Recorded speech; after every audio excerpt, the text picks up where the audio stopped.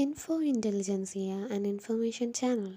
ഇന്ന് നമ്മൾ ഡിസ്കസ് ചെയ്യാൻ പോകുന്നത് സെൽഫ് ലവ് ആണ്.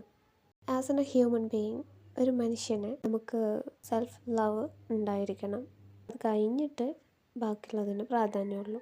സോഷ്യൽ മീഡിയ അത് ഡ്രസ്സിങ്ങിൽ മാത്രമാണ്, അല്ലെങ്കിൽ മേക്കപ്പിങ്ങിലാണ്, ഇതൊക്കെയാണ് അവർ സെൽഫ് ലവ് ആയിട്ട് കണക്കാക്കുന്നത്. പക്ഷേ ആക്ച്വലി സെൽഫ് ലവ് എന്ന് പറയുന്നത് കുറച്ച് കാര്യങ്ങൾ അടങ്ങിയതാണ്. അങ്ങനെ പറയുമ്പോൾ അപ്രീസിയേഷൻ, സ്വയം നമ്മൾ അപ്രീസിയേറ്റ് ചെയ്യപ്പെടുന്നത് സൈക്കോളജിക്കലി, ഫിസിക്കലി, സ്പിരിച്വലി, അതാണ് നമ്മുടെ മെയിൻ സെൽഫ് ലവ് കൊണ്ട് അർത്ഥമാക്കുന്നത്.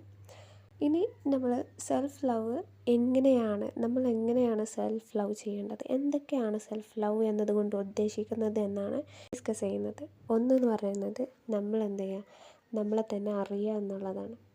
നമ്മുടെ കഴിവുകൾ, നമ്മൾ എങ്ങനെയുള്ള ആളുകളാണ് എന്ന്, നമുക്ക് ചുറ്റുപാടുകളിൽ നിന്നും വ്യത്യസ്തമായിട്ടുള്ള ചില ഘടകങ്ങൾ, നമ്മുടെ യുണീക്നെസ് എന്താണ്, ഇതൊക്കെ അറിയുക എന്നുള്ളതാണ്.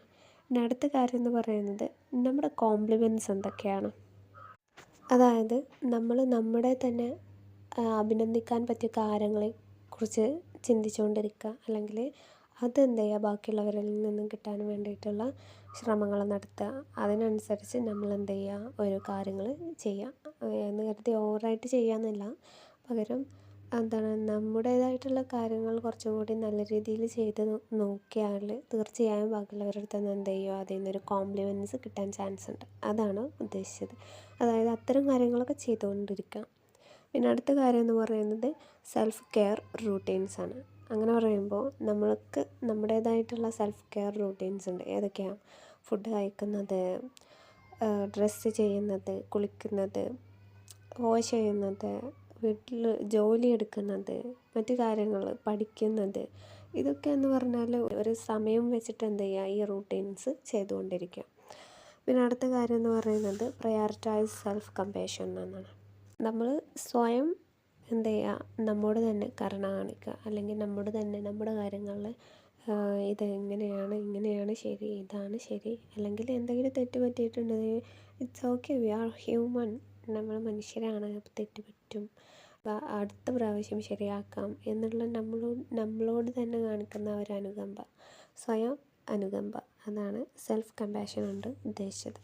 പിന്നെ അടുത്തത് എന്ന് പറയുന്നത് nurture positive self talk and affirmation. അതായത് പോസിറ്റീവ്സും ഇതൊക്കെ വെച്ചിട്ട് സംസാരിച്ചു കൊണ്ടിരിക്കുക, അതിനാണ് ഉദ്ദേശിച്ചത്. അതായത് നമ്മൾ ചെയ്യുന്ന കാര്യങ്ങൾ നല്ലതാണ്, കുറച്ചും കൂടി ഓപ്റ്റിമിസ്റ്റിക്കായി ചിന്തിക്കുക എന്ന് വേണമെങ്കിൽ പറയാം.